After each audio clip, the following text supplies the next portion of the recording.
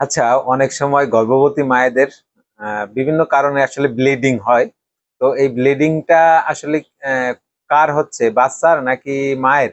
এটা ডায়াগনোসিস করা অনেক গুরুত্বপূর্ণ হয়ে পড়ে, কারণ এখানে বাচ্চা এবং মায়ের দুজনের জীবনই ঝুঁকিতে থাকে।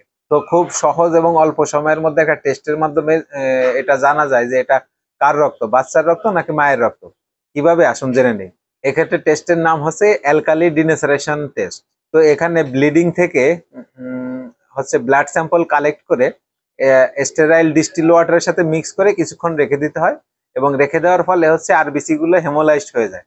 এবং তখন এই হেমোলাইজড আরবিসির মিক্সারটাকে সেন্ট্রিফিউজ করে উপরের অংশ বা আপার লেয়ার থেকে কিছু মিক্সার নিয়ে সোডিয়াম হাইড্রোক্সাইডের সাথে মিক্স করে একটা কালার উৎপন্ন হয়, তখন তখন সেটা দেখে রিপোর্ট দিতে হয়। এক্ষেত্রে হচ্ছে পিঙ্ক কালার তৈরি হলে হচ্ছে বুঝতে হবে এটা ফেটাল বা বাচ্চার রক্ত।